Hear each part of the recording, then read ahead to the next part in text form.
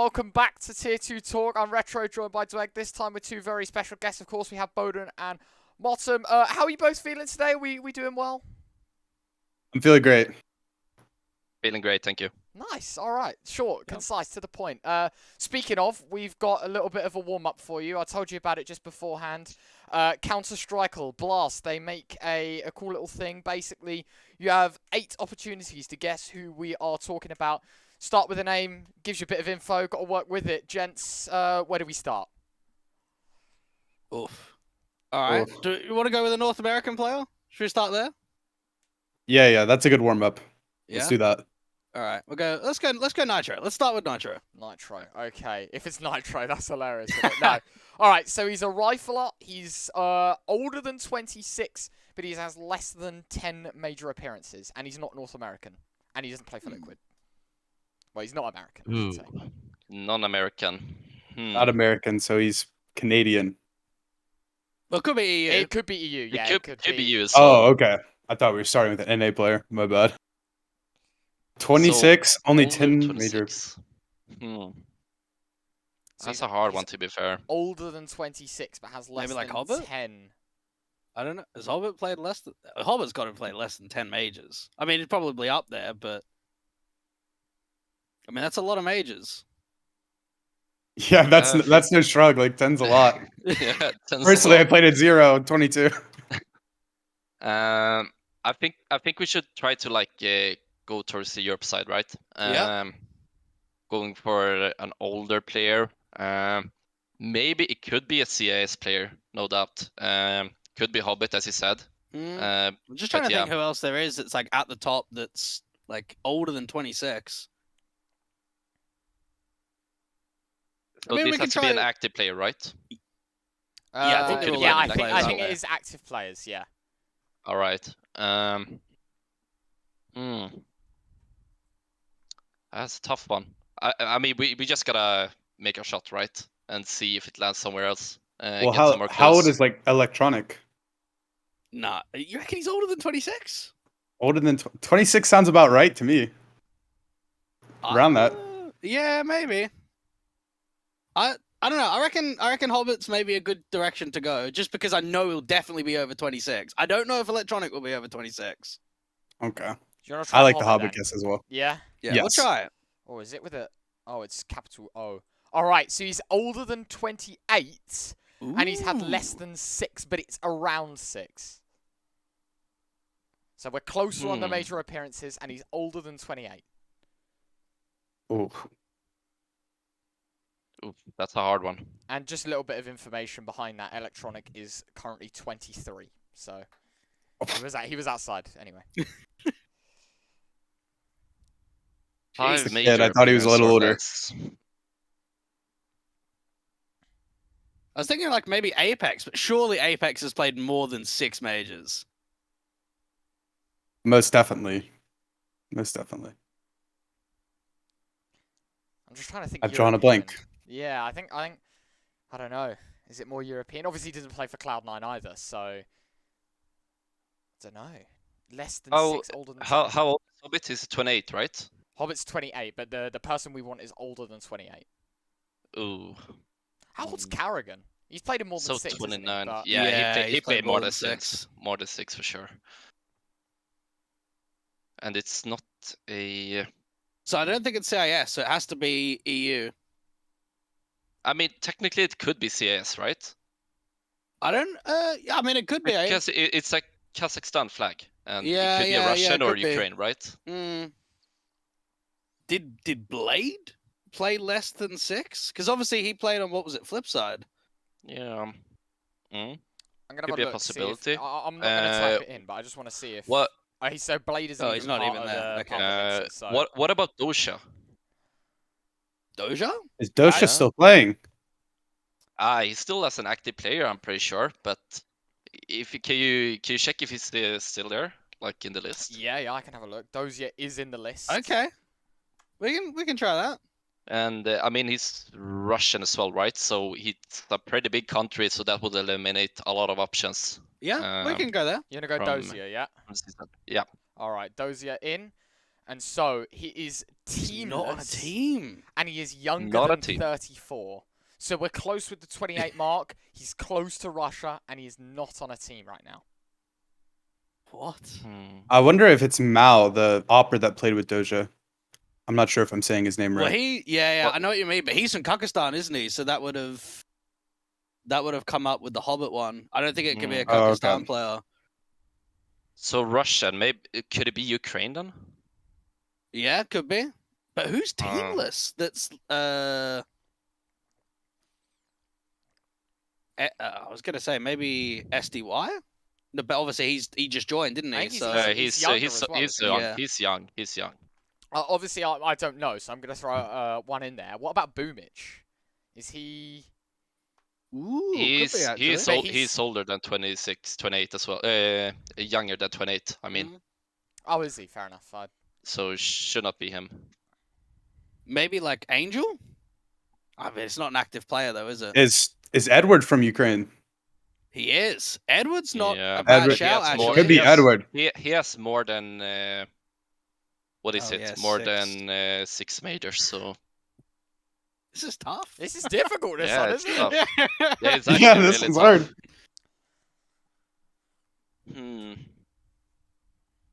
And he's teamless as well. Yes. That's what makes it hard. He's not on a team. Oof. Oof, that's Who do rough. we think? Who do we think? I'd throw an Angel there. I mean, that's the only player that I can think of that's teamless that's probably played at less than 6. But then he's not an active player, so I don't know. So who are we going for? Any ideas? Any thoughts?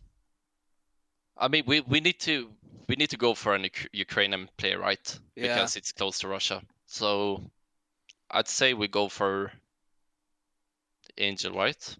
Yeah, I mean, But he Is he played- on the list? He is on Yeah, the he's list. on the list. He is on the list. Oh, okay.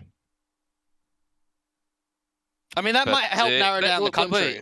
wait, hold on a second. So it's not even close to 34, right? He's 32, and it says that it's close to 28, which means that the player should be like around 29, 30, right? Yeah, Yeah, okay. yeah. closer down. Angel is 32 as well, so it should not be him. Okay. So I think we should aim for a player that's around 29, 30 age. Mate, there's a lot But, of ifs here, it yeah. feels like. Well, I don't know who it would be, to be honest.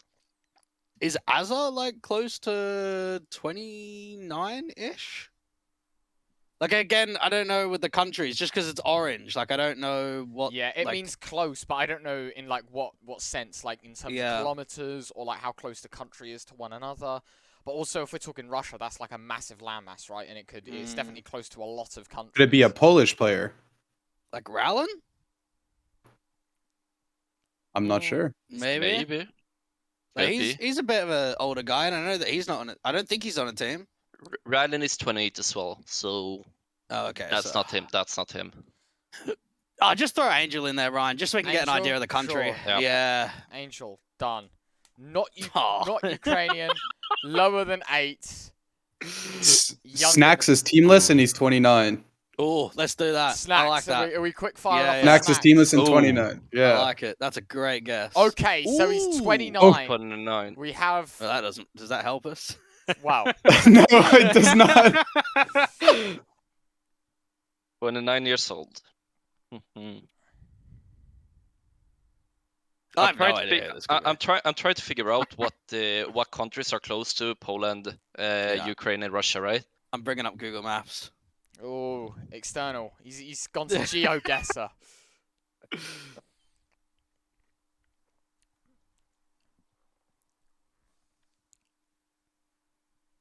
Teamless. Could it be like Quick? You know, the guy that played on Windstrike, the Lithuanian boy. Vic. He's only 26 though, Oh, okay. so that's it's not him. Just trying to think like countries nearby. Trying to think of people I haven't heard of recently. mean, and I'm what thinking ab- like maybe a Bulgarian player. One of those like sleeper teams that always make it to the Mm. major. Not recently, but before they did. Like Bubble, for example. Yes. people Yeah, around maybe. that. But he, Isn't it? he's Or his Dreamer. skate right now. Yeah. Oh, okay. And Dreamer, I'm pretty sure that he's like only 24 or 23. But Bubba would have been a good guess since he's like 30, I believe. 29 still though. Should we just throw in like another random name, Ryan, just to help us out? Yeah, can do. I was thinking, right, if he's without a team, I was having a look Yeah. to see like, because you know Pimp made the list of free agents. Oh yeah, So, that's a good Yeah, idea. I'll- Yeah. So I Oh, was okay. also along that line. I was just having a look at some of the names. We have Poison, Yakindar, Valder. Obviously, I'm listing a couple. Boomich, Lecro, JKS. I'm not sure if that helps at all, but one there mean, that I did think about was maybe Poison. But again, like Yeah, how old is he though? age is the big one, isn't it? He's I got to mean, be you could try 29. it. Is Yeah. Alu signed to a team? Yeah. He's 30. Yeah, try Alu. Yeah, try No, Arlo. not Ale. Ale is Hopper. Ale is Hopper. It's not. Oh, Oh, yes, yeah. of course. Okay, yeah. That slipped me. A player that I would think about maybe could be Lecro, because he's a rifler. He's currently not on a team. He's 29 years old. Close to Russia, Ukraine, and You need to go Poland. for Lecro. Yeah, go. Why not? Let's go. Bang! There you have it. There we go. There we Lecro. go. Took Nice us a one. while, Really you tough. have it. but there we have it. Nice, done and dusted. Got yourself Lecro. That was done in 7 guesses. No, 6 guesses. So actually, that's not that bad. It took us a while. We did have a good think. It was quite an odd one, but yeah, we got there. So well done, guys. That was pretty cool. I guess we can move on to the Q&A and have a little chat about that and see what's see what the plan is. And basically get a little bit more from you guys and what's going on. Dweg, do you wanna kick things off? Yeah. So obviously, normally the show is like centered around European scenes, but obviously we're going for like a little bit of a North American special today. So the first thing I'd say is, what is it like playing in such a competitive Tier 2 atmosphere? So like, if we're getting away from the Tier 1 North American teams, South American teams, just below that, what's it like these days over there? It's all right. There's definitely some improvement from where we've been usually, and I think that's like a double-edged sword because in North America there's not a lot of teams, and we often play each other a lot. We don't get like a variety of who we're playing in practice and in matches, and that allows us to be better at like anti-stratting the teams we play a lot. But compared to over in Europe, there's such a wide pool of teams you can play against. If you want to play versus a certain style, you can get a certain scrim to prepare for a certain match. I think it hurts us the most in practice, right? Because we don't get that variety. But I will say we're seeing a lot of players who back then, when Valorant came along, were not that good, that have gotten a lot better. I think good teams of that, good examples of those teams are like Game and Gladiators, the Party Astronauts guys. It's definitely improved though. Fair enough. Um, Bodon, I was going to sort of ask the same for you, obviously coming from a European background as well, right? It must be very different for you. What's it like, obviously moving from Europe to NA basically, and how does that look on you and sort of what your teammates saying? just to say it's a big difference, right? First of all, it's the amount of teams that's currently in the Tier 2 NA scene. I would say that just as Ian said, the practice you're kind of like scrimming and playing against the same team day and over day, and compared to Europe, I feel like it's like such a huge difference because obviously in terms of practice you can play against Tier 1, Tier 2, and Tier 3 teams, and you can pretty much choose when you want to practice and what maps. But in terms of the officials, I think like it's super hard to play in the Tier 2 scene in Europe because there's so many different type of play styles and so many different teams, right? So you like kind of have to be prepared for everything, and it's really hard to prepare for like all these teams, right? You have the CIS teams, for example, that have their type of approach to playstyle, and then you're coming back to the Swedish scene, right? And there's a different type of playstyle, and then you're going to like the western side of Europe and like down to Germany, and like everyone had their own different visions of how to play Counter-Strike, right? So you need to kind of be prepared for everything, and it's super hard to prepare for that as well. So I'd say that obviously this scene in NA is much easier to play in. But at the same time, I feel like it's hard to develop your team and grow more as a player because there's not really that much of a competition, right?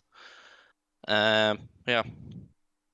Well, I guess the next thing to look at then is, will you guys get an opportunity to either play or boot camp in EU? Like, I know obviously you can qualify for events, but with your team, with your org, is there a chance of coming over to EU for boot camps, or is it only coming to EU if you qualify for a European event? We have a plan to go to Europe and have a boot camp. How long it will be and when it will be, I don't know yet. But yeah, it's not only for playing. We want to go there in boot camp and make sure that we grow more as a team as well, and like focus on the practice part and not only playing officials while we're there. Sure, no, absolutely. Obviously, I was going to ask as well. Do you think NACS has it a lot harder than EUCS with the amount of events and the sort of the quality and quantity of events rather than what Europe has? I'd say there's like a lack of events, period. There's not a lot of quality events, and there's not many events at all. It definitely feels like there's some sort of kind of like tournament monopoly with ESL in America. There's not many cups like you have in EU, and most of it is just the Challenger League that Jonathan spoke on earlier, or the ECL Challenger qualifiers to go to events like Melbourne. That's pretty much all we have. It's about the cash cups, because you can jump in, b0den, about the cash cups, because you guys played quite a few of them, and that's only a new thing to NA, right? Yeah. Yes, it's been a thing for like the past year. The problem with the cash cups is there's not a lot of quality teams in America, as we've been talking about. But now with Evil Genius roster and how it is, we're missing another quality team in the tournament because, one org can't have two teams in the same tournament. It's like a conflict of interest. So there's just a lack of events where more teams can play in, and that team specifically can get match experience. Yeah, just as you said, Ian, I agree with you. And like one other thing that I think like this actually benefits us as a team, because we are a team that have started to become like pretty good so far, and if you look at all these qualifiers and the events that's coming up for us, it's like a really big chance for us to qualify for these events. I'm talking about the major, for example. If we would go to Europe and play the open qualifiers there, that would be like really super hard for us to qualify for that event, right? So I think that's like really beneficial for us being in NA, because it's a easier path for us to qualify for this type of big events, right? So yeah, I feel like you can take like two parts. Like there is pros and cons for the both sides, North America and Europe. But I would say that like if you wanna like qualify for the big event, you really wanna stay in the NA scene, right? Because it's an easier path. But you at the same time you wanna stay in Europe because of the competition, and that you wanna grow as a team and players, right? Fair enough. I was going to ask, speaking of sort of practice and getting involved, what is your warm-up routine inside and outside of the game before an official? You wanna start, Ian? Sure. Yeah. Often our team, 2 hours before the game starts, will try to get a warm-up scrim. We play that warm-up scrim. It lasts about an hour, and then we get something we call ritual time, which is the last hour before the game starts. Often, what we do is we'll take 30 minutes before the game to talk about our game plan, and then the other 30 minutes is whatever we need to do to make ourselves comfortable. For me, individually, I like to take the 30 minutes to step away from my monitor. I break it up in like 15-minute parts. I'll go and I'll hang out. I have a balcony in my apartment, or I'll go play with my cats. And then that last 15 minutes I'll spend for some aimbots, maybe 10 of that. And then the 5, I really, really notice that when I do some KZ and get my movement really warm, I feel much more comfortable in the game. Just as Ian said, with all the rituals we have like as a team, and then we have our own thing as individuals. And just as Ian said, he likes to do his KC, for example. Me, on the other hand, I don't like to sit in front of the PC before a game. Obviously, I want to be there and do my warm-up routine, which means that I'm playing some aimbots, for example. But once it gets closer to the game, I'm kind of like going away from the PC, laying down in bed, for example, like watching something on my phone to like calm down a little bit before the game starts. It helps me to be like more focused when the game actually starts, and it helps me to feel calm when the game starts as well. That as well. Was that management of the org? Was it the players? Was it a coach? Or was it just like your own decision of being, okay, we want to do our own thing? Because obviously you said that you have a scrim beforehand where obviously all 5 of you are going to be there. And then you've got an hour to spare before the actual official to do your own thing. So what was the decision making behind doing that? I think that. Go ahead, Jonathan. I think we were like having a discussion like as a team to make sure that we at like one point are together as a team and doing stuff together before the game, right? So we know that everyone is being ready for the actual game, because you never know, right? Like sometimes people can show up like 50 minutes before a game and we don't know what they have been doing, right? Obviously this hasn't happened in this team, but it could happen in other teams, right? The previous teams and stuff like that, for example. So you kind of like want to make sure that everyone has been meeting up and talk to each other, and we know that everyone is awake and everyone has been doing their part of the job, right? Before the game starts. And yeah, I felt like we put up this schedule because we felt like, okay, this is the most comfortable for everyone. We know that we can do stuff together as a team, but people can also have their privacy and their private time before a game to make sure that they are doing their small things to be ready for the game. Yeah, compromise is huge, right? Before we didn't operate on the same schedule, we'd play our hour scrim and then we'd have that hour of free time. But then our IGL missed them and our coach Spray, they came together and they were like, we need to, in order for us to play better in our matches, especially in our grand finals, we need to have some team time right before so we can talk about a game plan. And before that, as well as we started all watching our own POVs. So we kind of spin that. When I say POVs, I mean we go to watch who we're playing against. So if I'm the banana guy on Inferno, I'm going to watch the banana guy, because then I can relay that information to Mistem, the IGL. So we included the 30 minutes so we could relay that kind of info to each other right before we're about to play. Yeah. All good. Ryan, do you want to continue on, mate? Yeah, can do. I guess a bit of a wild one. Who I will try and keep it as tier 2 as possible. Obviously, you played against Simple or whatever, then we'll forget about that for now.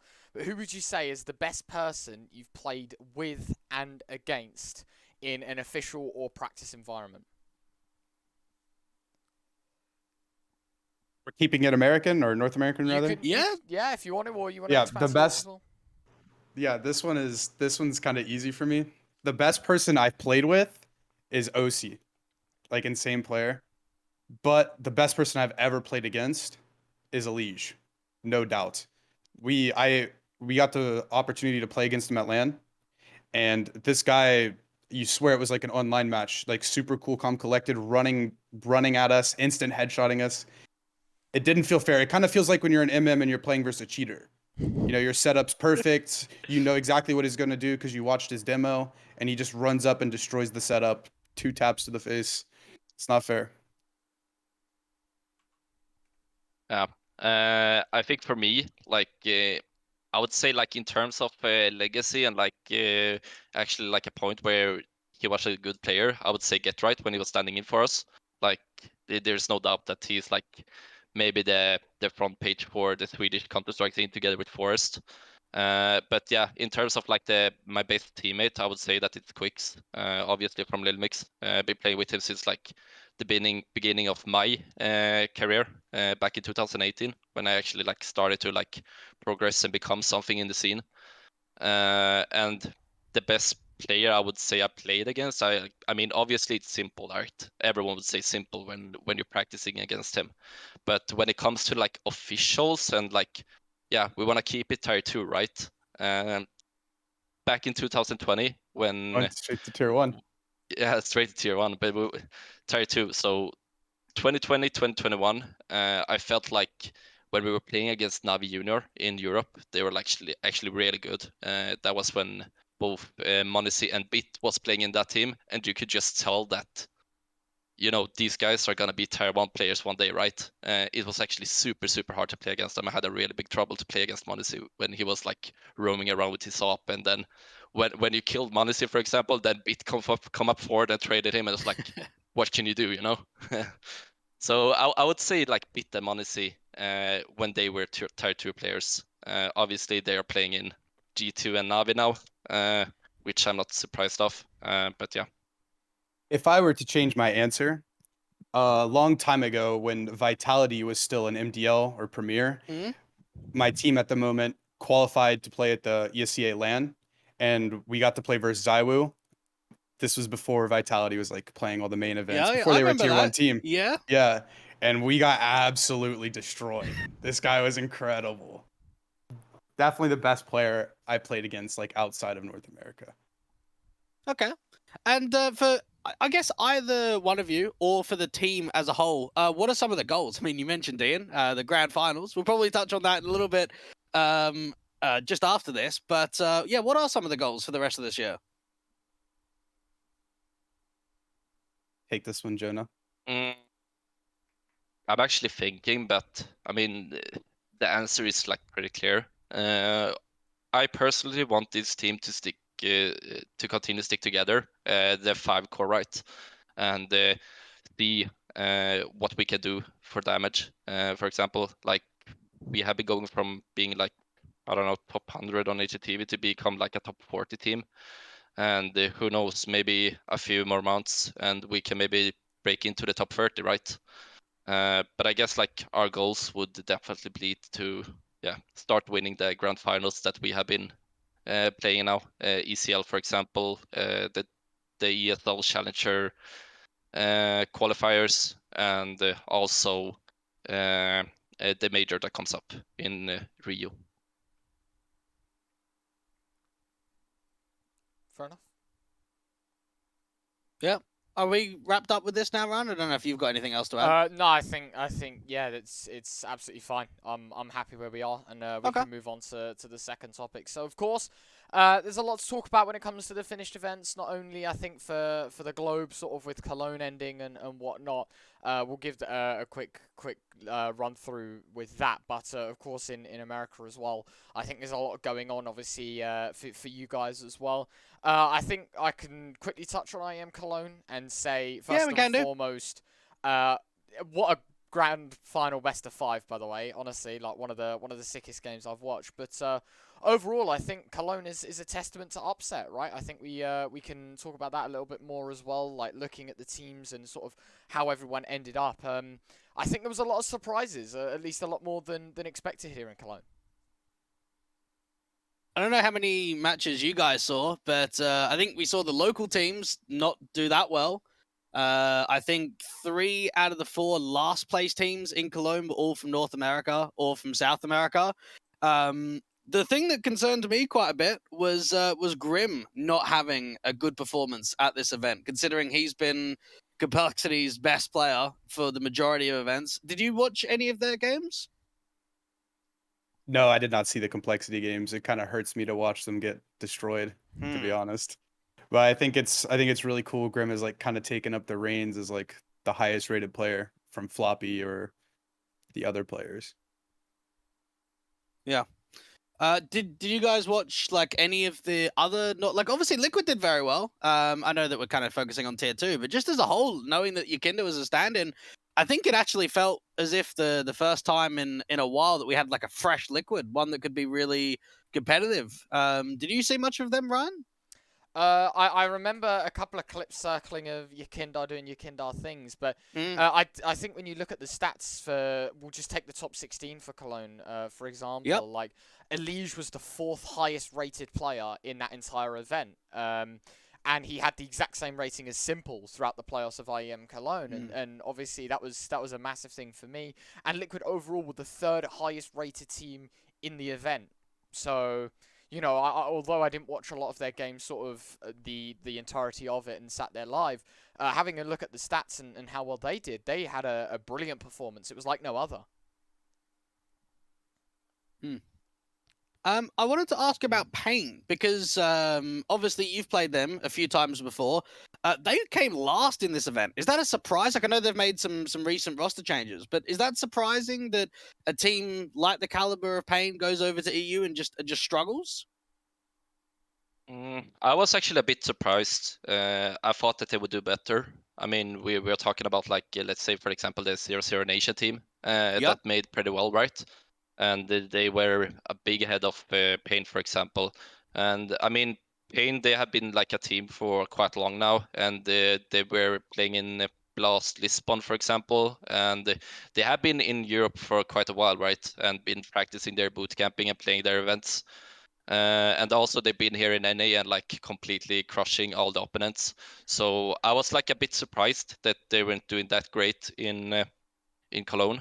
And now with all these shuffles that coming up now, and Knife and Nikis is leaving the team, was also a big surprise for me, because I mean they've started to like become really good, and they looked really promising as well.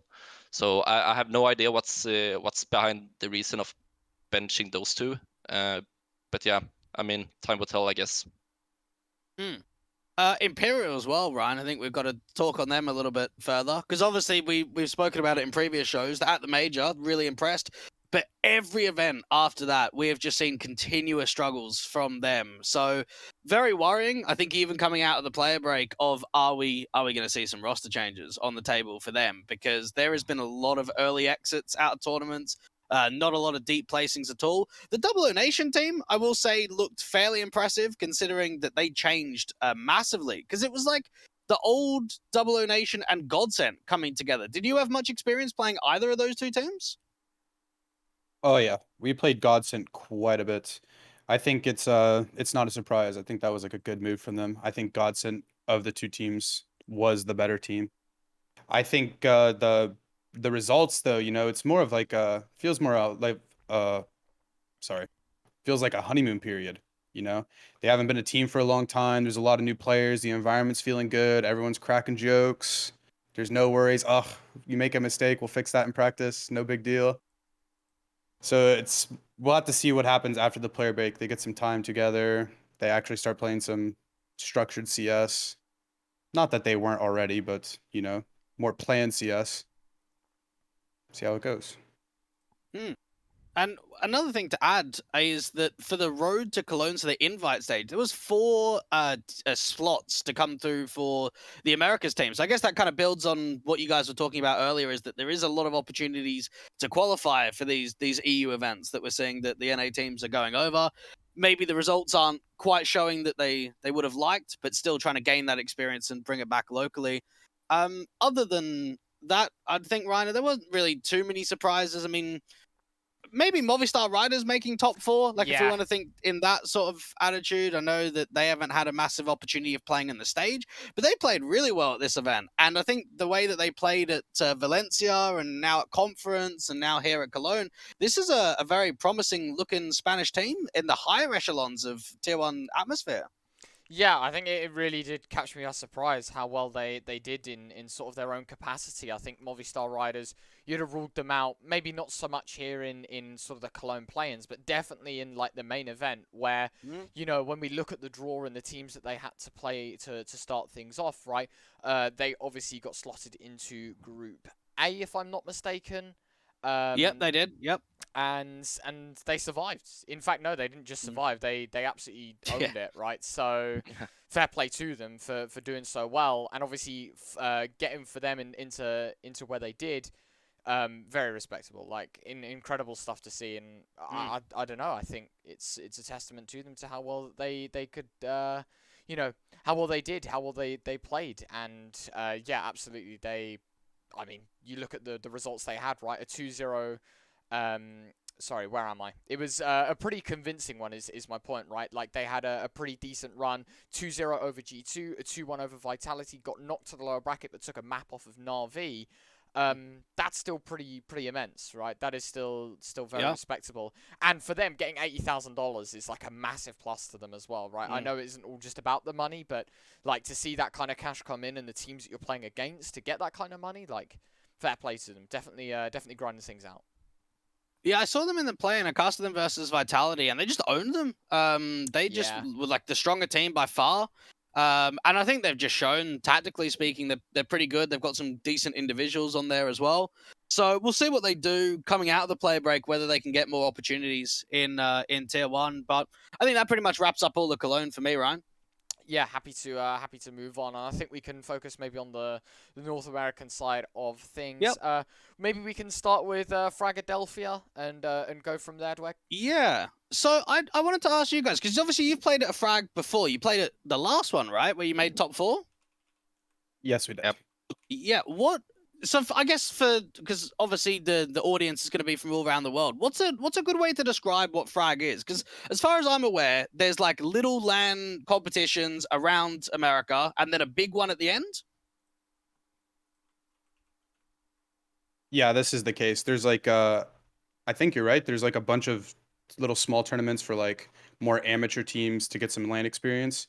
And when you play those, it's like a qualifier to get to the main event to have like things paid for. As well as there's some ESEA cash cups. They're labeled as like Fragadelphia cups, where they'll give you some money to like travel to the event. Okay. Yeah. That's kind of cool. Fragadelphia, it's great. It's exactly what NA needs. It's the only LAN that amateur teams, semi-pro teams can go to, and all you have to do is pay an entry fee. You do not have to qualify through one of the events. The computers are amazing. The support staff are amazing. They get things done quickly. Things get fixed quickly. It's great. If NA would be in a rough spot if it didn't have something like Fragadelphia, where it could get all the players to come together and meet each other and play against each other, get that experience. So will you be at the next one then? Like, I don't know, do you have to qualify into one of the smaller events, or can you get an invite? How does that work for the larger events?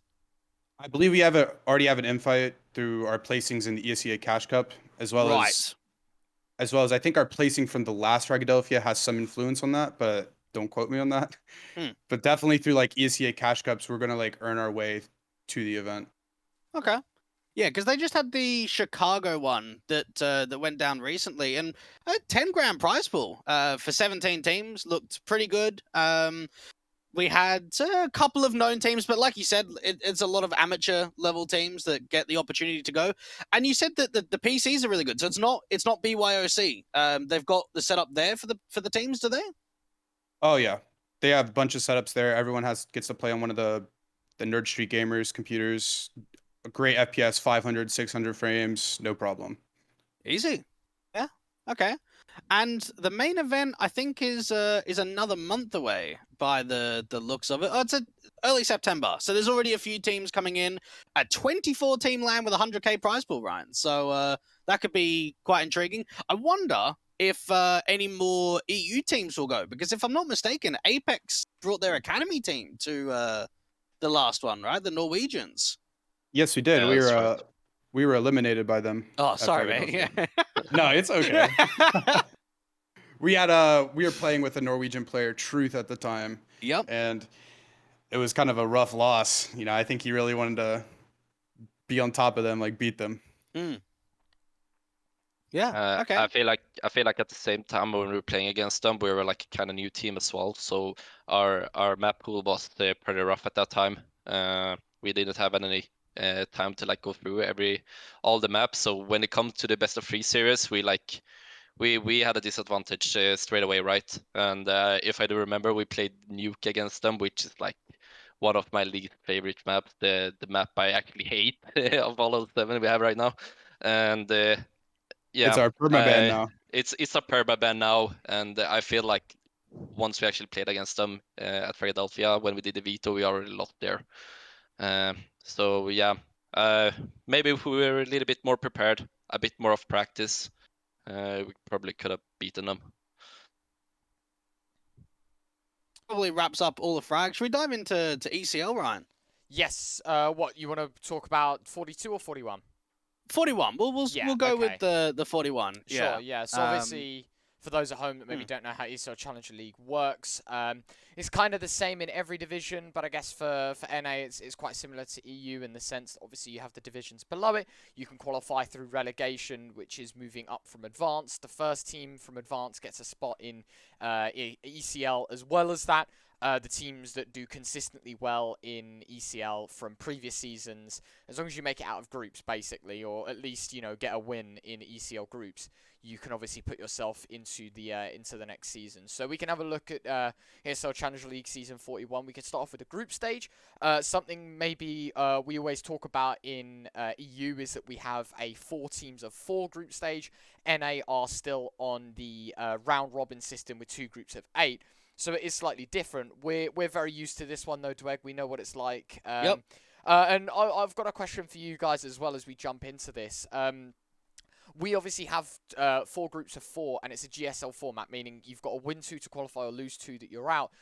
Do you guys like the way it is right now with you playing a round robin in 7 games, or would the European approach where we have 4 groups of 4, would that be of more interest for you guys? I feel like the system we have right now in NA is the best one for the scene at the moment because the amount of games that you can play. However, I understand the kind of system they have in Europe right now with there's only like 4 groups, right? And there's like 2 games, and you could technically be out of the league, right? But at the same time, in Europe, there is like so many events to play, so many qualifiers and things that's coming up all the time, right? So you don't really have the time to play all these games. On the other hand, in NA, there is pretty much not that much to play, right? So you have the space to play all these games, which I think is the best way to keep the system as it is right now, right? If we look at Group A, I mean, off the back, knowing that you guys did as well as you did in the playoffs and obviously put on a very good show, were you surprised to struggle in groups to not maybe go as cleanly as the likes of Pain or a Godsend in there? I mean, even Team 1 for me, to see them only getting away with 3 wins, that seems kind of disappointing from them. So tell me about the group stage first before we dive into the playoffs. Yeah, the group stage. We definitely were expecting it to be kind of a rough time period for us. We had a new player, Swisher, and we did not have a lot of practice when this started. And especially having a new player, we didn't have any match experience, and match experience is always different than scrim experience. Things will always go differently. So we were expecting the group stage to be a little rough, but as long as we took the time aside to like watch the demos of the games and all that, that we would see improvement, and we definitely saw improvement, and that was displayed in the playoffs. Okay. You mentioned, obviously, Swisher being fairly new coming into the team. I saw a few of your games, and he looked really consistent. I think as the games went on deeper into the group stage and into the playoffs, what's that's been like for him? Because obviously this is a tournament that goes on for quite a while. So do you feel as if, because there are so many games, it actually just helped the further you got along? Most definitely, yeah. Swisher's excellent to play with. I think he's seeing like a rise in form compared to his last teams. I think he really enjoys playing with us compared to his last teams. Not that it's anything personal, but Mike is someone who likes to have a voice in a team and likes to bring a lot of stuff in terms of strategy, setups on the CT side and things like that. And we have really made him feel heard. He's done great work for us, and he's been super comfortable. He got the experience to go to the team house in Mexico, and he was a complete joy to be around. And I think that also really helped him. Towards the end, he had to move back to his home in the United States. But it was just awesome. It was awesome to play with him. I'm so happy I got to play with him. I've been playing against him on a lot of teams over the years, and I'm very happy I have the chance to play with him because he's completely impressed me. Amazing guy, great work ethic, and he shoots hard. He shoots hard. When he's on, he's on. If I don't know if you saw one of our Dust 2 games in our playoffs, but this guy won like 3 or 4 clutches in a row, just one tapping everyone, had like 30 kills. I think we lost that game. But I believe it was against Pain in the grand final. yes, absolute stunning performance. He's amazing. I love him. That's cool to hear. Over in Group B, some of the other teams that try to make their way through the playoffs, Strife going 7-0. Now, we saw them in EU when Conference was on. I don't think many people are like outside of maybe the North American scene are too familiar with Strife. Obviously, Fates, everyone knows him because he's been around in EU for quite a while. Have you played them much? Obviously, they weren't in your group, but yeah, have you seen much of Strife or played much with them? We actually played against them in like a qualifier, I believe, and some cash cup, and we have been practicing against them, and like it feels like the stats are kind of lying about what team they were. If you check from the previous season, I feel like they had an amazing run going 7-0 in ECL, but it didn't reflect the team as it was, right?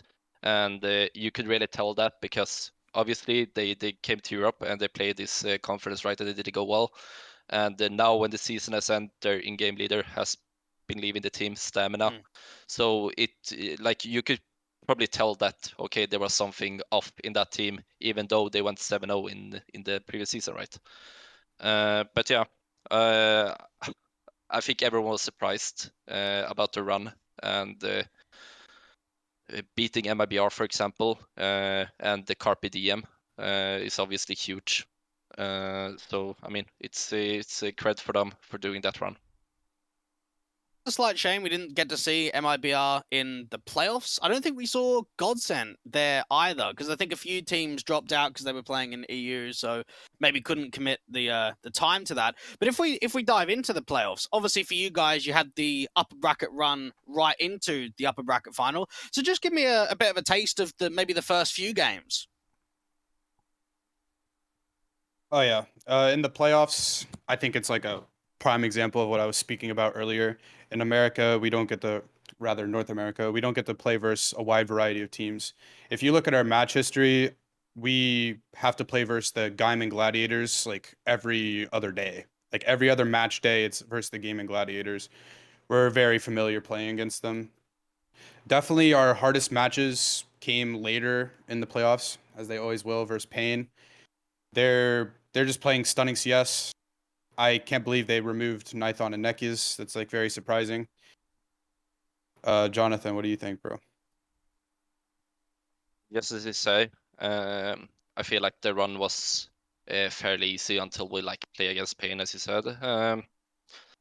And yeah, I mean, removing Nithon and Nekiz from that roster, it's a big surprise for everyone, right? What's gonna happen now? We don't know. I mean, I'm a good friend with Nithon as well, and like it was a big surprise for me that he's gonna leave the team because obviously he's been playing excellent for that team. He's been like a really good replacement for Safi, and it felt like the team, like the Pain team, actually had a higher potential with Nithon than they had with Safi. So I'm not too sure what's gonna happen there. Yeah, I guess time will tell. Now, thinking about the Pain games, I seem to remember that you guys had very competitive Dust 2s, which are obviously your map picks, but then their map picks were a little bit more difficult. Did you feel as if in both of those series, if you would have won Dust 2, it would have changed a lot? Or was it, again, we are just up against a class team. We are up against a team that is stronger than us? I mean, what is like the mental factor going into a matchup? I'd say like when you're playing against Pain, it's obviously a different type of playstyle. You could really tell that they are like on a higher level than all the other NA teams, which means that you can't really do all the stuff that you used to do. You're getting punished for doing some sort of stuff that you wouldn't get against the weaker teams. So you kind of like have to switch over a little bit and adapt to their playstyle and make sure that you're not falling into some sort of easy mistakes and getting punished by it. So I mean, it's always hard to play against Pain, and the Dust 2 games, we have been approaching Dust 2 in a different way right now, and I've been speaking to them about it, and they feel like they have a really hard time to like play against us on Dota 2 because we're playing such a aggressive type of Counter-Strike on our CT side. We're trying to interrupt their default all the time, and they can't really do their normal defaults, for example, and it's always gonna get switched up, right? So I feel like we are on a good way to become something really good, not only with Dust 2, but different maps as well. We just need to like have more time and practice against better teams and like see what's actually working and not, because right now, as we're speaking, we are in NA right now, and all the stuff that we're doing against weaker NA teams is working. We can't really see what's working or not. So yeah, it's a rough time. Well, for any of the viewers that maybe didn't get to see too much of ECL, the games that I saw, Bigu's was playing insanely well, and you guys are talking about Nithon. He played sick in this in the playoff stage. So again, surprising to see roster changes coming through. For you guys, though, this has got to be your first like proper grand final this whole year, because I'm thinking about some of the other events that you played in, and most of the grand finals were just qualifiers or sort of cash cups, weren't they? Yeah, we played the final as some cash cups and the Melbourne qualifier in this one as well. So yeah, this one is I believe our only final this year of like a proper event. Yeah. Okay.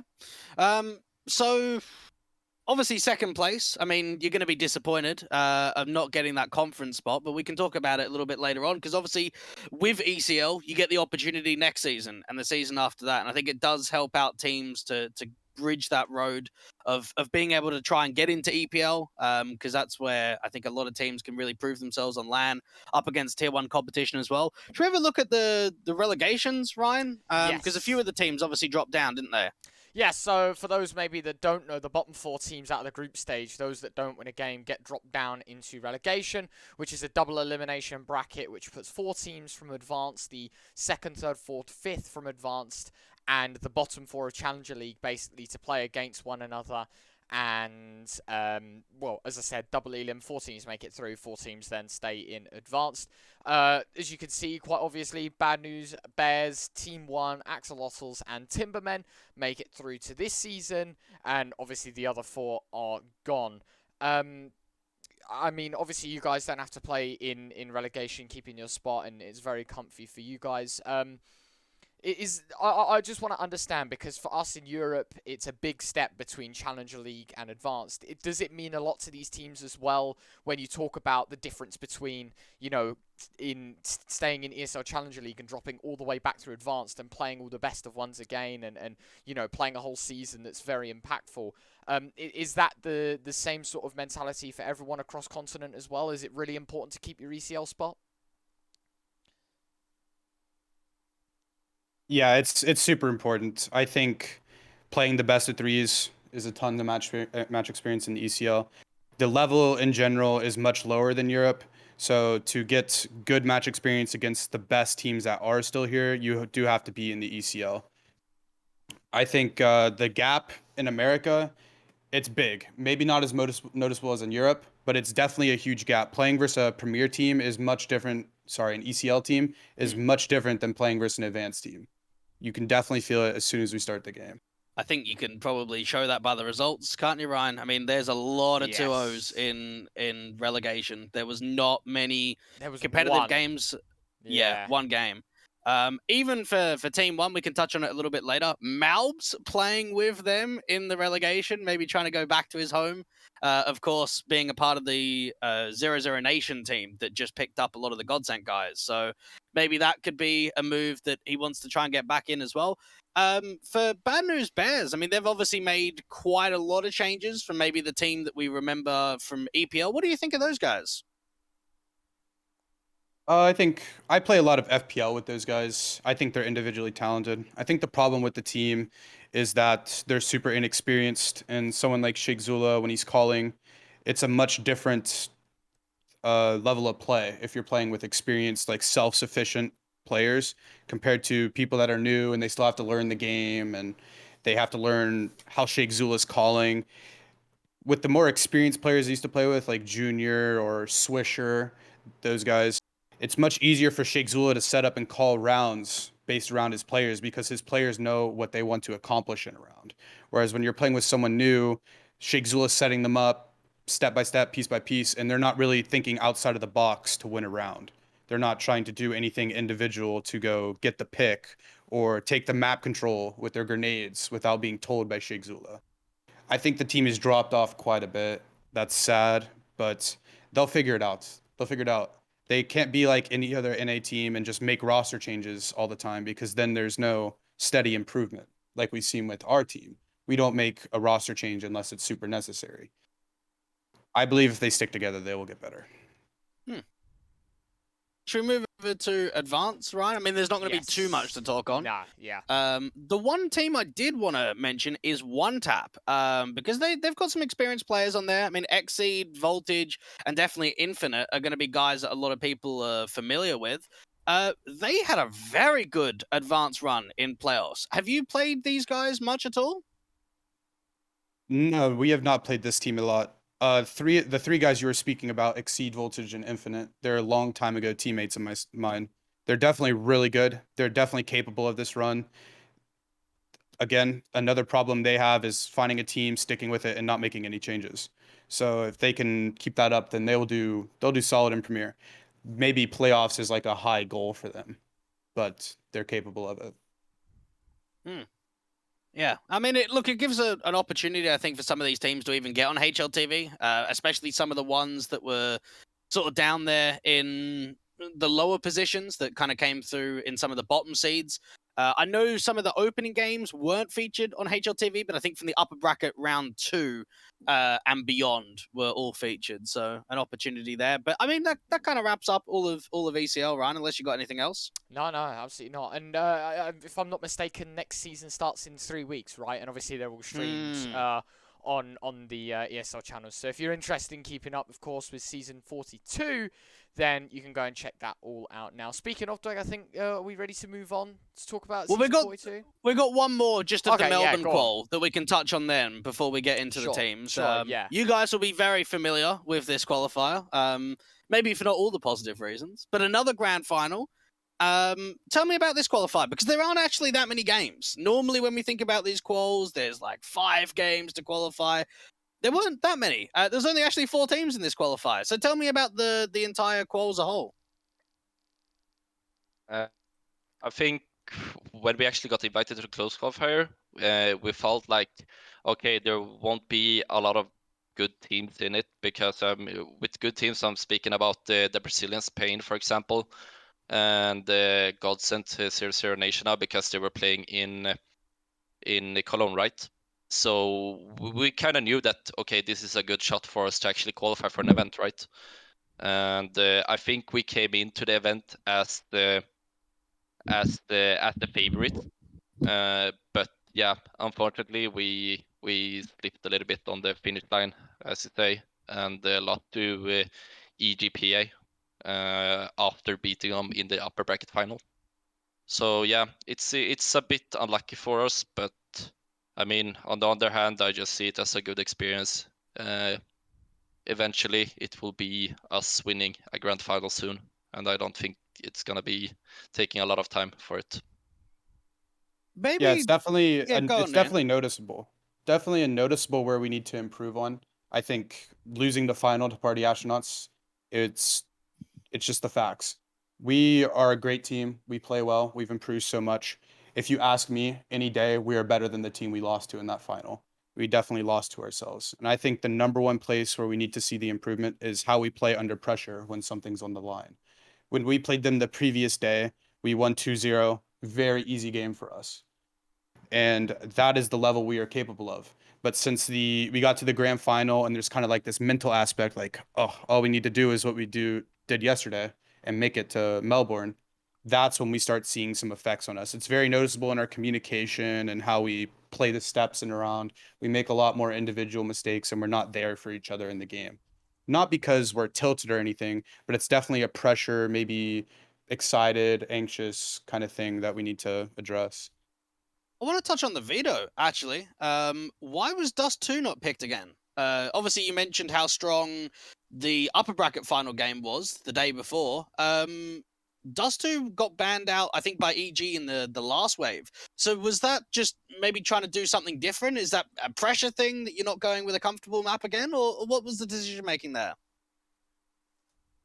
I'd say that actually, like when you look at the veto right, EG get to play it against the Gaming Gladiators before us, and we kind of saw how they were playing, right? And they were playing Dust2 against Gaming Gladiators, and they looked really comfortable and strong on it. So even though it was not scary for us, we thought that okay, actually we should pick another map because they are warm on Dust2, right? While we aren't, right? Like I'm pretty sure we even couldn't find a practice before the game because there's no teams to practice before a grand final, right? So it was really hard for us. We didn't get a lot of preparation. And on the other hand, speaking of Vertigo, it's the new map for EG, and they have actually never played an official on it. So we thought that it would be a good pick for us. Obviously, we are feeling comfortable on Vertigo, and we felt like, okay, they haven't played an official on Vertigo yet, and we don't really know how good they're gonna be on the map. And I mean, it was a bit rough. We didn't really know what to expect, right? We thought that, okay, they just put in Vertigo because they were bad on Ancient, for example, right? But they didn't still feel comfortable on Vertigo, right? So it was like a easy pick for us to do, pretty much. And yeah, apparently, as you see, we lost it. I think they played really well on it, and just as Ian said, we didn't come up to our own level. But yeah, they played good that series, and it was a rough game for us, definitely. Well, we know, at least for ESL Challenger Melbourne now, Ryan, there's a few teams that are already being coming through. I think Order are there, Entropic came through the EU qual, obviously EG came through from the North American side, Vertex through the OCE, and then the Asian qualifier of Wings Up. So there's a few more teams that are going to get invited off of the world ranking. But yeah, a lot of international teams, I guess you could say, going to Melbourne. Yeah, it's going to be pretty exciting as well to see the level, right? I think for the 3 remaining ESL World Ranking slots, it sort of cascades down the order, right? If a team wants to play in it, they'll take the offer. If not, it gets passed down to the next team. And so if Entropic are playing, you know, what teams are gonna snap up those 3 remaining spots, and how does that look? Are we gonna see another outsiders? Are we gonna see, you know, usually they go for these events, right? So there's a chance that we get to see some CIS action even more so in here. Maybe a Movistar Riders would be cool to see, especially how the Clone Sprout went. maybe. A Sprout would be interesting. I think there's a lot of options here, definitely. And of course, ESL Melbourne in September 2nd to September 4th, 100k prize pool, 8 teams. Group stage into single elim playoffs. It's pretty straightforward. So yeah, exciting times for that. And of course, the slotting conference is the big call up for there as well. Yeah, that's the big one. I'm also pretty sure that a team that got invited there is OG, and they're gonna be really excited to watch with the addition of Dexter. We got to see him a little bit in the previous event when he was standing in for Mantu. And they looked really promising. So I think, if I'm correct, I think OG got an invite here, and they're gonna play this event, and it's gonna be really excited to see what damage they can do with the Dexter in the lineup. Nice. There we go then. Bit of an insider scoop. There we have it. So, so yeah, that'll wrap up this this whole talk about the Melbourne qualies and Melbourne the main event. Do we want to talk about season 42 a little bit more, and we can do, and sort of what's going on there? So of course, for those maybe that didn't know, ESL Challenger League is a season that lasts every single 4 times a year, right? Every 3 months. We basically get to see the ESL Challenger League, and for NA specifically, we are still yet to discover one of the teams. I'll quickly bring up all the teams now so so everyone at home can see. But obviously we don't know the groups just yet. We don't know how it looks. We don't, you know, there's a lot of ifs when it comes to Challenger League as of right now. So you guys know there's 15 teams. You know the level of competition, you know what's going on. You probably have a little bit more information than us on this. So what we're going to ask you to do is we're going to provide you with a tier list. And basically what we want you to do is we're going to separate them into 4 different groups. Should, could, unlikely, and no chance. And basically you guys are going to have a little discussion and talk to us about where you think each of these teams are going to place up in the groups. As you can see at the bottom, the team names are there, and obviously you're going to sort them into how the chance looks for them to get out of the group stage in Season 42. Yeah, ATK should. That should be good. You Yeah, reckon? You reckon? Yeah, Good start there. that's a good start. If Pain Gaming is gonna play, definitely they should be in playoff. We're moving Pain into should as well. Yep, there you go.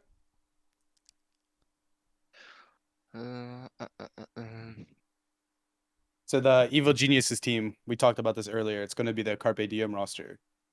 Yes, it will be. Yeah. Okay. I believe they are should. Three teams So already. that's three. Yeah, that's three fairly easy ones. Yeah. Is the fourth an easy one? Is it MIBR as well there in the middle? Yes, MIBR is this one here. Yeah, we should put them up in the should as well. Definitely. Done. There you go. 4 teams in should. If you think there's a couple more as well, obviously then we can go ahead and reorder afterwards or whatever you'd like. But there you go. There's your 4 slots in should. Now this is where I think it gets a little more tricky for you guys, because the fine line has to be drawn now between 100% they should be getting out to now, like, I don't know, on a good day we could see them through to playoffs. Strife had the 7-0 season before, but I think they're the most like controversial here. Like, I don't know if they're going to make it or not. They lost their IGL. They're playing with who knows. We don't even know. Jonathan, where do you think Strife's going to go? I mean, obviously, I think they are, depending on like what teams that's actually gonna play this season. I believe it's the yellow text is Godsend, right? Yes, it is Godsend. We don't What really is know that? if it, we don't really know if it's gonna be 0-0 Nation, right? And if it is 0-0 Nation, do we know if they're gonna be in the Europe scene or if they're gonna be in NA, right? So we kind of don't really know if they're gonna be a team to participate for season 42. And if they are, I would say that, okay, that's 100% yes, they should be in playoff, right? But yeah, I mean, it's difficult because then it's only 3 slots left, right? And I kind of have like on my hand what team would be contenders for getting one of these 3 slots, right? Well, in my mind, I think you have to put Godsend as no chance, considering they got 1 player. Like we have to go off the idea of what is even the lineup. Like, they've lost so many players over to 0-0 Nation, and I'm not sure what the ruling works, whether it's like a core, whether 0-0 Nation can actually keep the Godsend spot, or it has to be a Godsend, like, I guess, new team. But even if Godsend just bring 4 brand new Brazilian players, do you still expect them to get out of groups? I think Godsend, if they're gonna pick up a Brazilian lineup, they would probably go for pretty good players, right?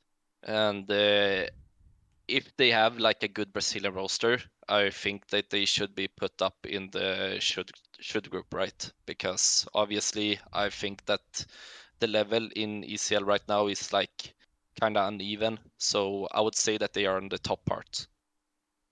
Are we moving Godsend up into should then? I think that's safe to say, yeah. What do you think, Ian?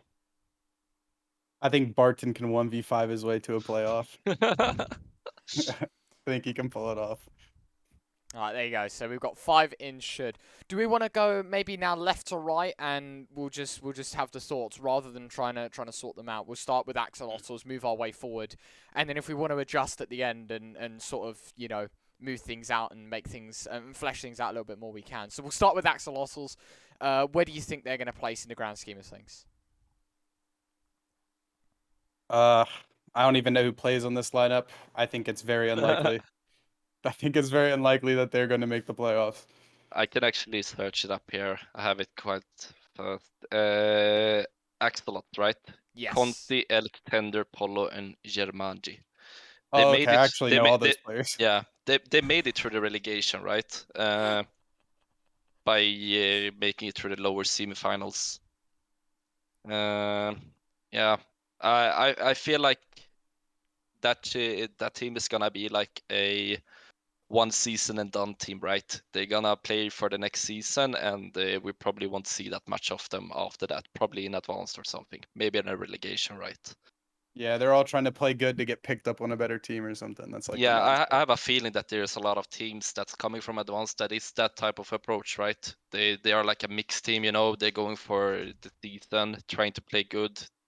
Maybe they have like a success to make it up to ECL, and then they're all hoping to like get picked up or get noticed by better teams to get another solid team, right? So I would say that the Axolots won't be a team that is a contender to make it to playoff next season. No chance.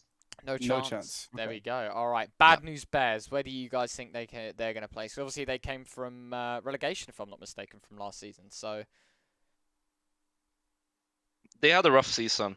I feel like they're gonna make some swaps right now. I think it was Swan, their upper, and their coach that left the team now, and obviously they're gonna get some replacements for that. And I feel like that could be something good. Get some new blood in the new fresh air and new blood in the team. And yeah, just as you said, I feel like they have a previous history of being a good team in NA, and they are capable of being a top team in NA. So I mean, they have high standards on themselves as well, right? So I feel like they could be a team that is making it to the playoff. I agree. Yeah, it's a good place for them. I'll put them in could then. B-Hop Esports. Where do you guys think that they're going to place?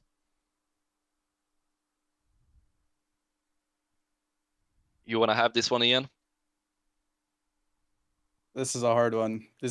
I think some of the players on B-Hop, they're playoff players. Like CXZI, he's a little bit controversial, but he's a smart player. He communicates very well. He'd take control of a team. I think actually when Strife lost CXZI, that was a big hit to their team. They cut him because of things that were happening in the team. I think could. I think B-Hop's a good could team. All right, into could. There you go. Yeah. Brazen. Yes. Brazen. Ooh, they actually made playoff last season, and it was in our group.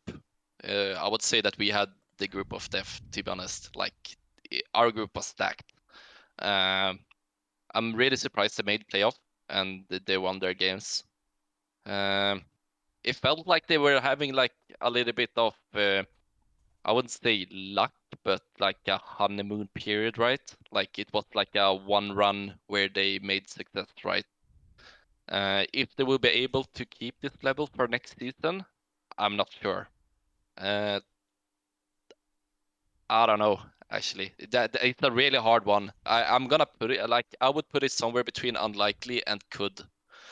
But I haven't put my mind on where I should have them yet. I think that's a good spot for them. I think they're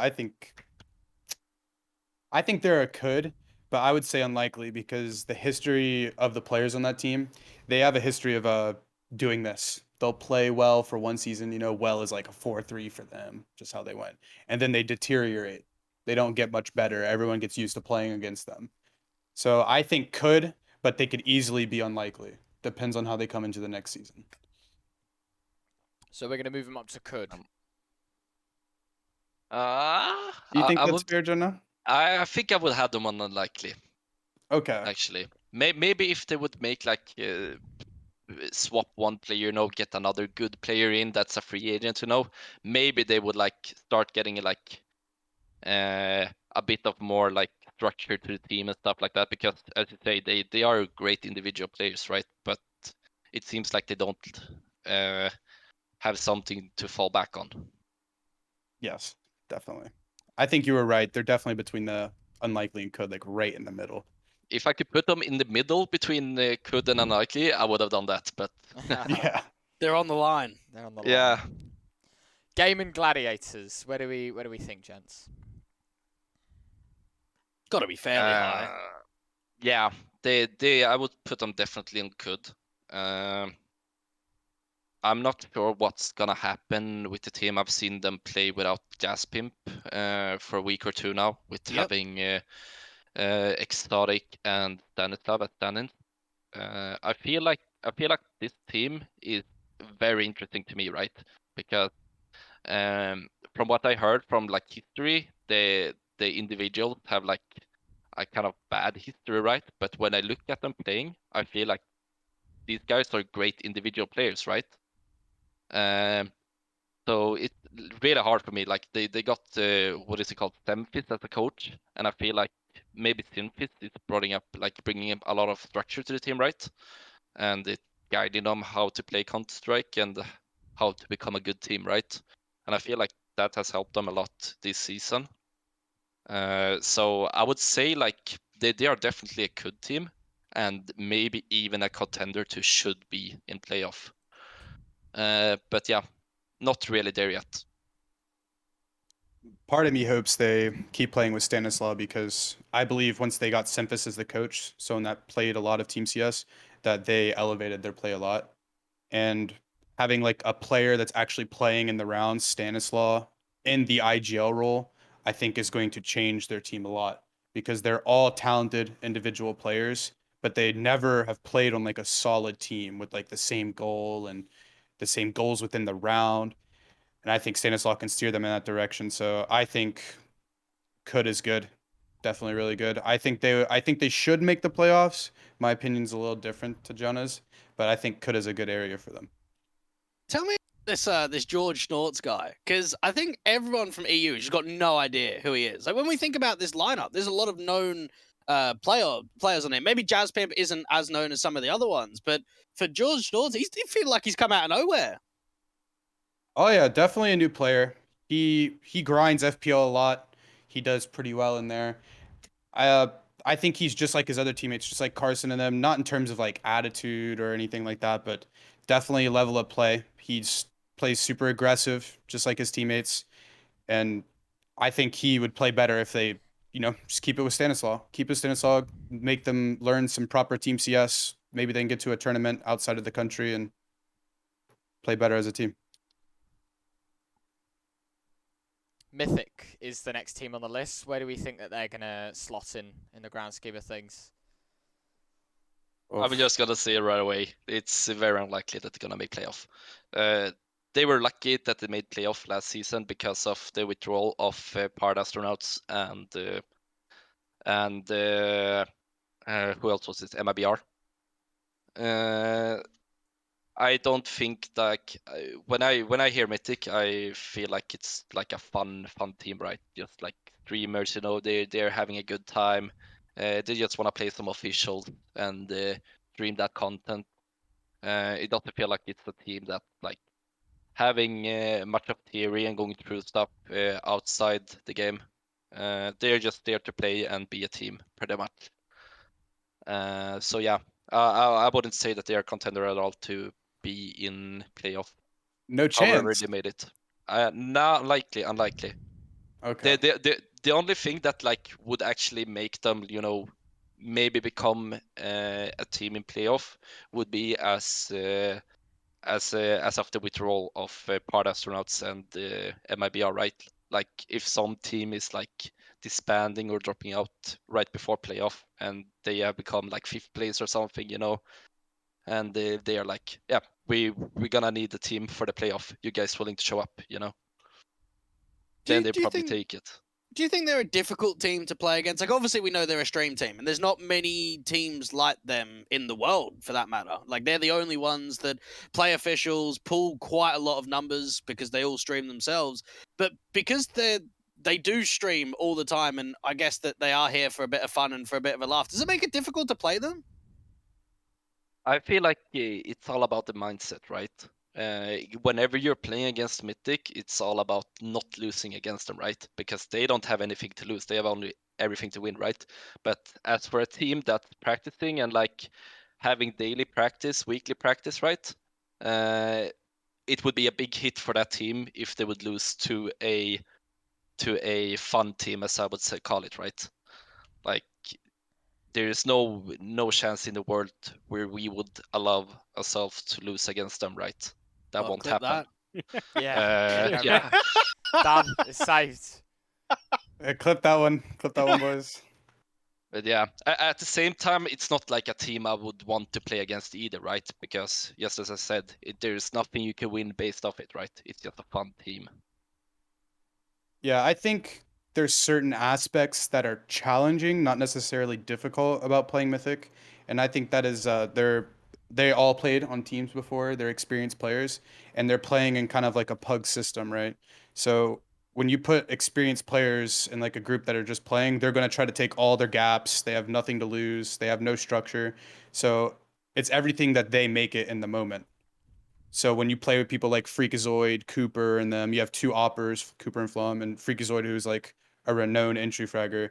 There's an aspect of randomness to it, and you don't want to lose to that randomness because the whole point of being a team is to be able to predict the outcome of the rounds. All right. Next up then is One Tap. Where do you think they're gonna go?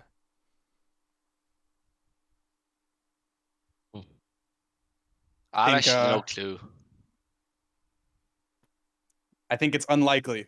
They have some experienced players, but I don't know. We haven't seen enough of them. I think it's unlikely. That's a hard one to predict. Done. Short and sweet for that one. Yeah, Strife. I like it. Strife. Where do we think they're going? Yeah, tough one. Really tough one, to be honest. I feel like they have the firepower to be a good team, but right now when they don't have any game leader, it's gonna be hard for them. Like they need to get an in-game leader ASAP, and they get things started going right. Because if they don't have a set in-game leader for the beginning of the season and they haven't done any practice at all, it's gonna be rough for them. They're gonna have to rely on their aim, right? And if they only relying on their aim playing against the should teams, it's gonna be tough for them to make it through playoff. Yeah, the IGR rule is the hardest to replace in North America. There's not many of them, and there's not many of them that are like good. Very limited. Maybe they have to go to Europe for another player. Where does that end them then in the grand scheme of things? Do you I mean, reckon? they did go 7-0 last season. Like, even though they're not with an in-game leader, they've just played at conference, and while they didn't do that well there, they got some EU experience. So, gotta put that in mind with the judgment. I think they're a could. I think they can play in playoffs with their individuals, like Jonathan said, but it's hard to predict at the moment. So it's a could. Last two, Team 1 Esports and Timberman. We'll start with Team 1. Team 1 has been like, for me, it has been a bit of a roller coaster. When I first came here in NA, they felt like a pretty decent team, right? I don't know who they kicked. I can't remember their lineup from the beginning, but I felt like, okay, this team was actually kind of good, It was rough to play against them. However, during these months now, they have become weaker. I don't know why why it has been like that, what the problem is, but something is going on in that team, and it feels like they have everything to become a good team, right? But there is something that's stopping them right now. If they would get mobbed, I would definitely say that give them like a month or two practice, they could become a should team. But right now, I'm looking at the team as right now they are a good team for me. But yeah, they haven't showed promising results recently, and I think they know that they're gonna have to step up sooner or later. Do you reckon it's time that maybe Maluki goes to a different team? Because he has been a part of this team for like 7 years now, being their IGL and AWPA. And I can't think of any other team in North America or South America, or maybe even NA for that matter, that one player has been a part of that team for their entire professional career. Yes, I'm not sure. The only player I could think of that has been like for a tier 2 team for so long is maybe Slacks in Sprout. I think he's been for the team for like 5 years or something. I'm not sure, but yeah. As you said, I feel like you need to try a different environment sometimes, right? I mean, I was in Little Mix for like 2018, 2019, and I felt like coming here to 80K was a good thing for me because I got a different vision on how to approach the game, and it's obviously a different culture as well, right? Like I'm coming into NA Counter-Strike, whatever you call it, and I mean it opens up so much stuff for me on how to approach the game and how to play it, right? And it's not a bad thing coming to NA. I don't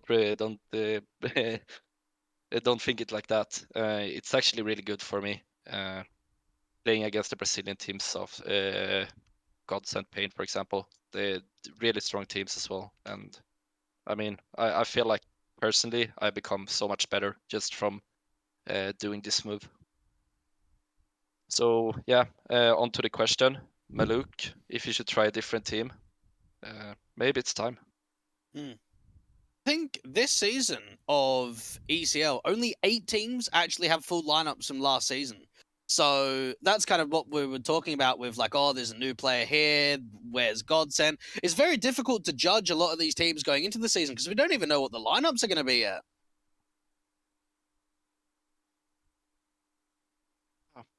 It's difficult. What do you say, Ian?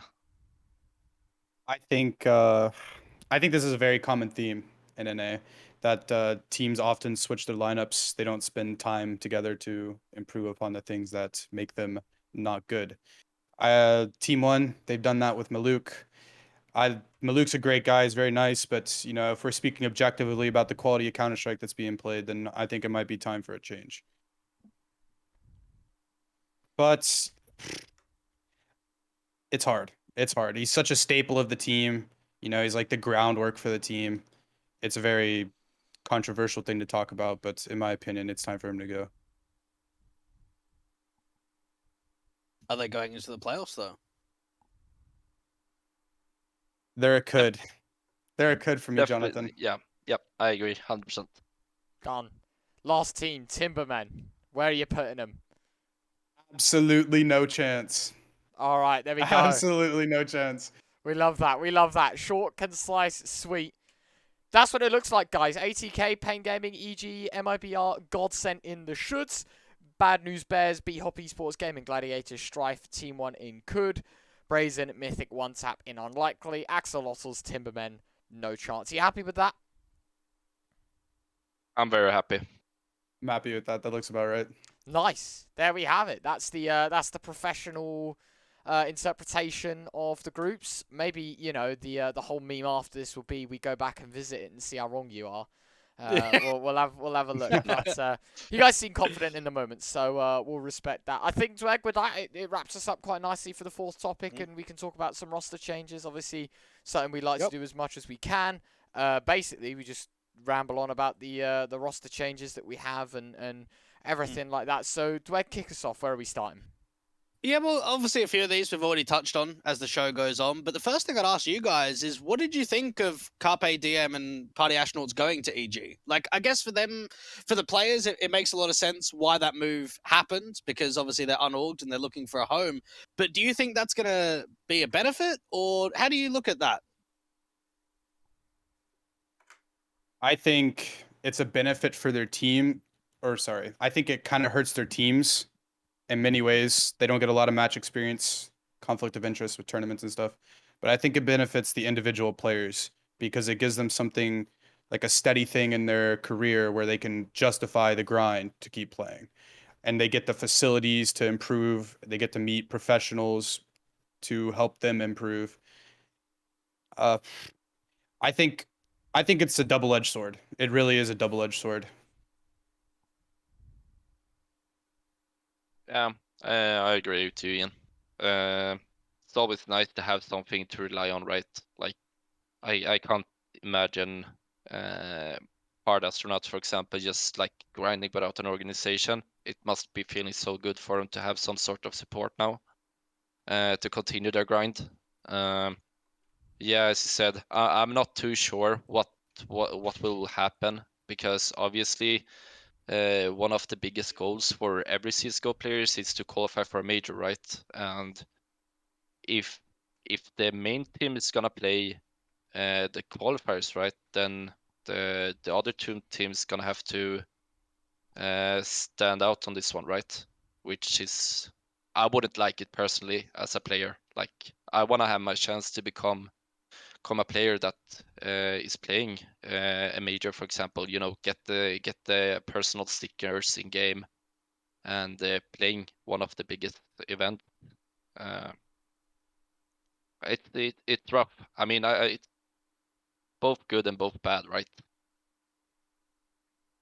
Okay. Another one, Payne, who we've just been talking about. Obviously, they've made changes. Did you guys see Nekez and Nithon going out in any way? Was there anything in that team that you looked at and thought, yeah, one of those guys are going to go? Because that was a shock to me. I think it's a big shock. Go ahead, Jonah. It's a big shock for everyone. I think even for the Brazilian scene, right? I like that they were gonna do like one player swap, for example. If they would get an alternative to take in another better players, then I would see it kind of fair, right? But yeah, I mean, Nekis left, and I was like, oh, would you look at that? You know, who are they gonna replace him with? Is it gonna become some good player, better players? You know, and then all of a sudden the day after, it was like I saw a tweet Nifon did, and I was like, wait, hold on, what is this about? Is it something about Nekis, right? And then I went in to translate the Portuguese to English, and then I said like, he's been moved to the bench, and I was like, no ways, what is happening? You know, like, what is happening with the team? And then people were starting to be a bit concerned on the Twitter. I saw that, and the biggest ESEA made a tweet that he's gonna stay in the team, for example. So I have no idea what's happening. I think both Nifon and Nekis are really strong players, and they will find a new home sooner or later. But what's gonna happen with Payne, I have no clue. Well, Godsend needs some players, so you Yeah. might see a move over there. Stamina stepping down from Strife. We obviously spoke about this. Do you guys have anyone in mind that maybe could take the IGL role, whether it be someone in the team or they get an IGL from somewhere else? I'm not sure. I'm not sure they could get to fill the IGL role. I'm not sure if there is an IGL inside of North America that can fill the shoes of Stamina to like lead that caliber of team, because they are a solid team. And if they get someone that's not the greatest IGL, someone that's inexperienced, then they probably will not live up to their potential. So it's a hard call. I mean, yeah, go on, Bowden. Yeah, as you said, there is probably none in NA right now. Probably like Stanislav, for example, but I think he wouldn't take an offer like that.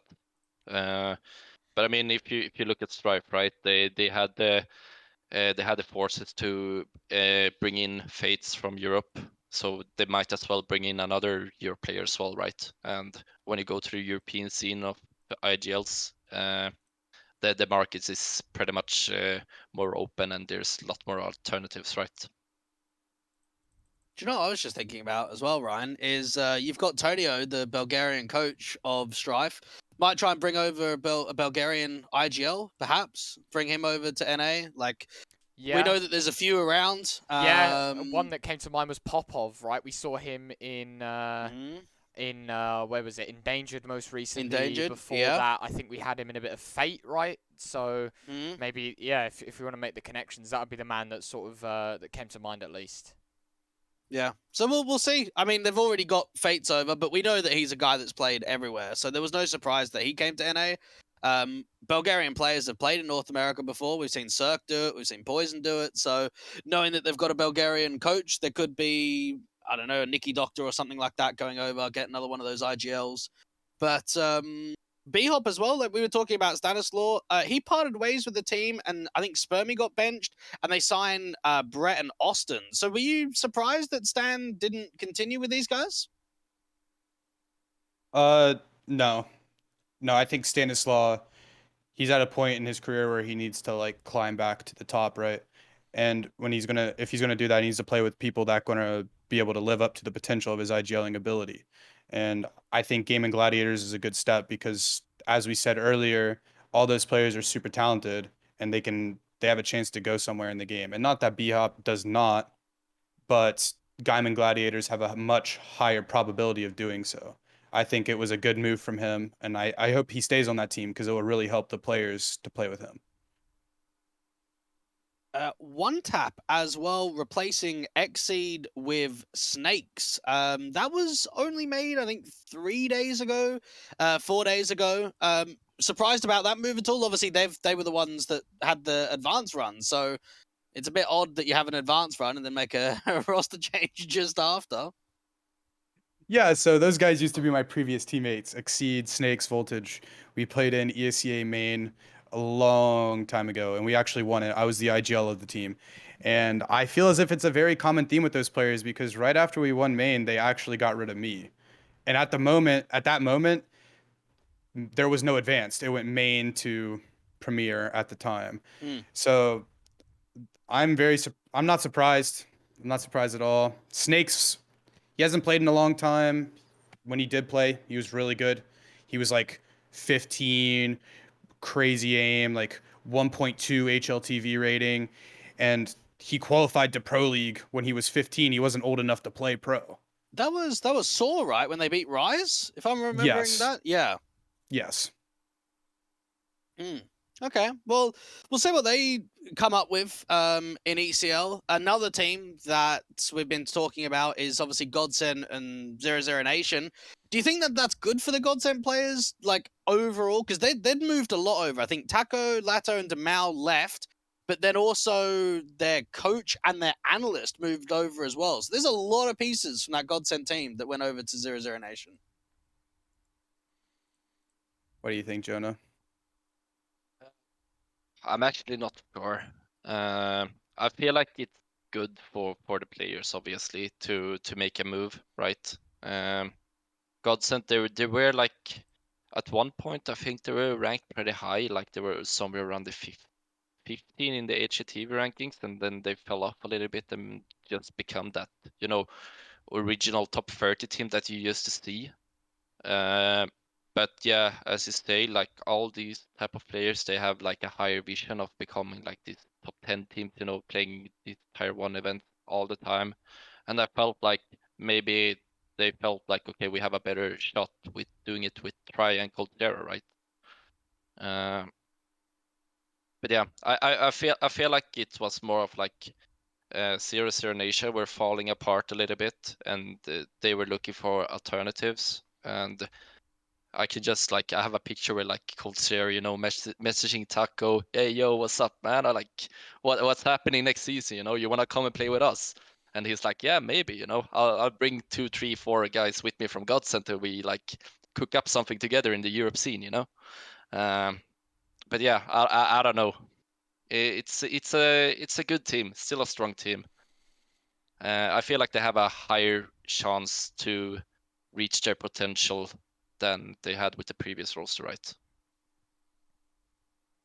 Yes. Gladiators, a team as well that you guys are talking about. Stan's been standing in for them. Do you think that could be permanent? Like, I don't know. The way that I look at Stanislaw is I was surprised that he didn't go over to EU, even if it was maybe a tier 2 team or maybe a little bit lower in the rankings. But are you surprised that he's like kind of bounced around a few NA teams here trying to get back? Because maybe the jump to tier 1 is going to take a little while? My honest opinion about Stanislav, I think he's having a really rough time right now finding team offers. I feel like there is not that much teams that needs him right now in the tier 1, tier 2 scene, and he kind of have to work his way back now, going into like a tier 3 team and make them good and get recognition from there, right? So that's why maybe both me and EM is thinking that Gaming Gladiators would be a good option for him, right? Because there is unproved young talents there that could have the potential to become something really good and compete for the big slots, the qualifiers in NA. So I think that's like a good good thing. Like he can like prove himself and show that he's capable of actually playing in Tier 1 again, by lifting up Gaming Gladiators, for example. We spoke a little bit earlier about obviously Mad Cow and Swan parting ways with B&B. That was only yesterday, so again, very recent news. Malbs, of course, standing in for Team 1, so we'll see whether he continues to stand in with the team come this ECL season. I'd have to ask about complexity now here, Ian. Surely there has to be some changes here in the player break. And I kind of ask you, what do you think they could be? Is it a complete overhaul? Is it maybe one player? Because they have struggled. And I think they've had a lot of Tier 1 experience playing in Europe and at the big name events. But outside of local competition, it has been really rough for them. So what do you think the next step is coming out of the player break? I think they definitely have to make a change. When I played with them on Cloud9, and that's a huge org, and now that they play for Complexity, another huge org. When an organization has the resources that they do, they're going to look for the best results because they have the ability to support those results. I think a change is going to happen. I don't think one change will make the team better. I'll just say the elephant in the room. Everyone thinks it's a minus Junior, and maybe that is the best way to go. I don't know. I really like Junior. I think he's capable of playing well. But at the same time, if you take Junior out of the picture, it's not going to improve the team tenfold. I think there has to be, I wouldn't say a complete roster overhaul, but I think there has to be at least 2 changes. I think the IGL they have, JT, I think he's a really good IGL. I think he needs to step up his individual level because playing at Tier 1 and having that kind of performance is unacceptable, especially when you're losing. Kerrigan kind of gets away with it, but when we watch Kerrigan play, he has tons of impact. He is doing tons of things for the team. It's very tangible. You can see what he's doing. And JT, he needs to work on that aspect of his game. Floppy, I think he's a staple of the roster. He's a great player. Probably their best player, right? Yeah. I think he is their best player. That or Grim. Grim, he's had that resurgence after leaving Liquid, and I think that's because he's more comfortable with the people he's playing with. So I think those 3 are solid. Fang, we just haven't seen Fang play at MVP level. Like, where's MVP Fang? We don't know where he's at right now. And I think him and Junior are the most, like, they're in the hot seat, you know? We don't know what's going to happen with them. I don't think just changing Junior is going to make the team really good. And knowing the coach TC, he's like evaluating all the options. You know, everything I'm saying is just speculation. But TC is one of those guys. He's going to keep all the options available. You know, he's going to look at every avenue and make sure he can do whatever it takes to get the team to be at its best. I think they've still got JKS on the bench. I mean, I'm surprised they haven't brought JKS over because if he's still there under contract with Complexity, that could be quite an easy slot in. What about Marky as well? I haven't seen Marky play in quite a while. Obviously, he was a part of them when they were on Extra Salt. Is there any chance maybe he comes back? I'm not sure about that. Marky's one of those guys where he's going to wait until he gets the best offer, somewhere he's going to enjoy playing. He's never going to rush into a team or just like playing on a team to make sure he's sharp. Marky is insanely sharp player. He great aim, absolute beast of a bomb site anchor, and he knows that. He's going to wait. As to why he's not playing with the team anymore, I don't know. I was very surprised. When he played with Extra Salt, they did great. And I don't know. Yeah. That could be a very good conversation, Ryan, maybe coming out of the player break, seeing if there are any changes. Yeah. We'd have to imagine that there is for Complexity, because I think we were talking about it in a previous show. Yeah. That a lot of last places, not a lot of wins against EU teams.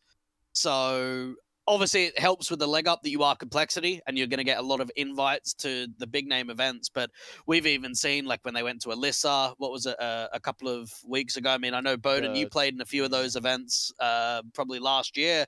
But like even Complexity, you get invited into the quarterfinals and you lose to Sitters with a coach. I mean, that's just a massive letdown already. So yeah, I would imagine changes definitely have to be made for them.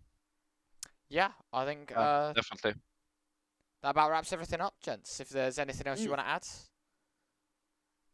Oh yeah, just a little bit more about Complexity.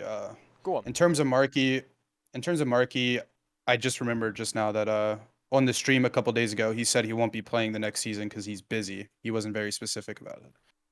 And the other thing about complexity is, I want to talk about OC for a second. I got the opportunity to play with OC for a long time on many different lineups, and he is an absolutely like tenfold improvement. When he used to play a while ago, he was a quiet kid, not a lot to say, and that's detrimental as an opper. But as he got a little older and he got really comfortable playing with the people he's playing with, he absolutely exploded in form. And it was not only in just the manner in which he was getting the kills, he was often #1 rated flash assist player. And that came from the knowledge from his own hard work, obviously, and the knowledge that JT brings and the structure of the team. And OC carried that to Liquid. And that's not something that's easily replaced. It's just not something that's easily replaced within complexity. And losing OC on complexity was just a huge hit. Absolute huge hit. And I don't think it's going to be very hard for them to find a player that wants to play with them that's going to fill the shoes of OC. Do you reckon if they played in ECL that they'd be tested? I mean, obviously they're a partner team, so they don't play in ECL. But do you think that they would be tested if they played with you guys? Or not just you, but just in general? Yes, this is a conversation we had in our team many times. And we believe like beating a team like Complexity is like climbing to the next level. Like they're the gatekeeper of like climbing to the next level in NA. And our conversation often leads to, yes, if we don't play them in a grand final, that we would play very well against them. All jokes aside, I think we could beat Complexity. I think if they came and played versus a team like Pain, it would be very difficult for them. I don't think it would be as easy for them as it used to be. I think that wraps up all of my roster changes. Got nothing else to add. Yeah, I think that's about it, gents. If you've got anything else to say other than that, we'll wrap things up. Nothing else from me. How about you, Jonathan? I'd like to thank everyone who has been watching and been in the stream for these 2 hours, listening to what we had to say. All great information, of course. Of course, yeah. Yeah, make sure to go obviously check them out. Obviously, at b0den and at motm on Twitter as well. You guys can obviously go and check them out. Drop them a follow. Check out the stream. Yes, yeah, go and watch him play a bit of Vertigo. Yeah. Yeah. The spidey senses I tingling. love playing versus Vulcan. Yeah. No, we love it. We love it. But yeah, thank you very much, gents, for joining us. It's been a pleasure as always. And as I said, yeah, go and drop them a follow on Twitter. It's greatly appreciated. Until next time, though, that's us done with Tier 2 Talk, and we'll see you in the next episode. Bye bye.